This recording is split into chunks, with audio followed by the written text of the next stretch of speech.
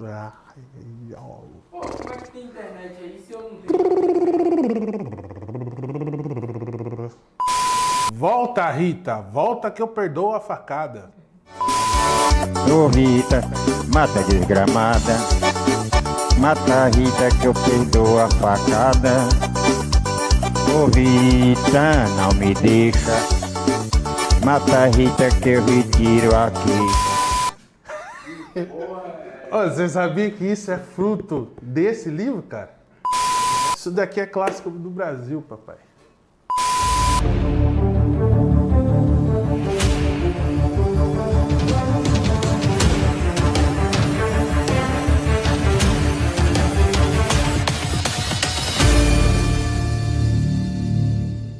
Olá, meu consagrado, minha consagrada, tudo bem com vocês? Eu espero que vocês estejam bem na paz do nosso Senhor Jesus Cristo. Voltamos aqui para mais uma semana sobre os clássicos da literatura mundial. E começando o dia de hoje, nós vamos falar sobre O Cortiço, de Aloysio de Azevedo. O Cortiço foi uma obra escrita no século XIX, mais precisamente em 1890, pelo escritor Aloysio de Azevedo.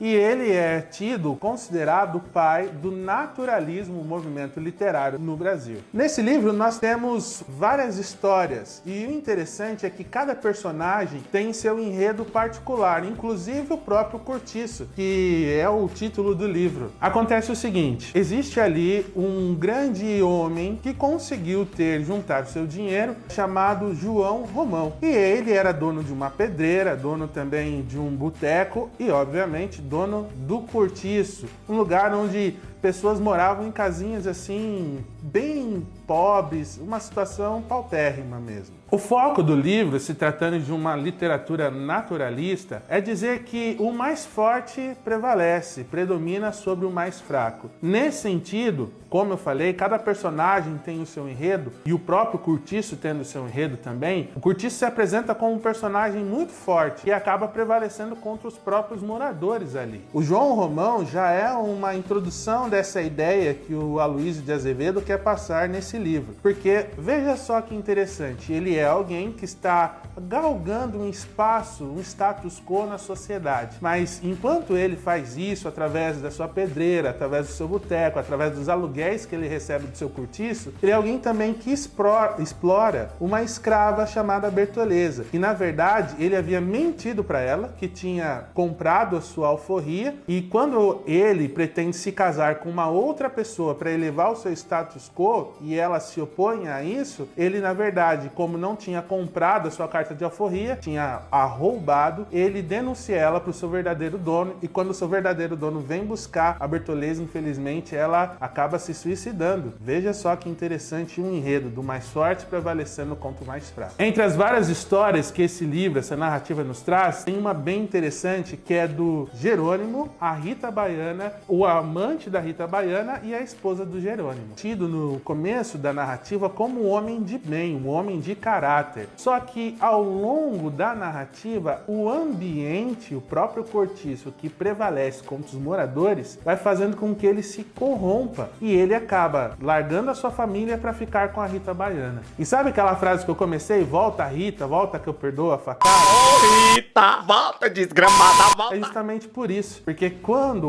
o namorado da Rita Baiana, que era um mulato capoeirista, descobre que o Jerônimo estava tendo um caso com ela, ele acaba tentando ali esfaqueá-lo. E ao invés do Jerônimo voltar para sua família, pelo contrário, ele vai atrás novamente da Rita Baiana. É como eu disse, a partir da história desses personagens fica bem claro que o autor defende a sua tese naturalista, segundo o qual, no meio que a pessoa está inserida, molda os seus comportamentos. Isso pode servir de desculpa para as pessoas nunca quebrarem o ciclo, nunca mudarem a sua realidade. É o seguinte, eu nasci aqui, toda a minha cultura é assim, uma cultura criminalizada, uma cultura mentirosa, uma cultura injusta, e ao invés de eu quebrar o ciclo, mudar essa minha realidade, eu sou apenas mais um que é moldado pelo ambiente onde eu moro. Isso é o que diz a filosofia naturalista. Mas você não precisa permanecer da mesma forma, mas você não precisa permanecer assim. Você pode sim quebrar os ciclos, você pode sim ultrapassar as barreiras, você pode sim passar o muro e obter uma melhor qualidade de vida. Você pode sim se tornar melhor do que todos aqueles que o cercam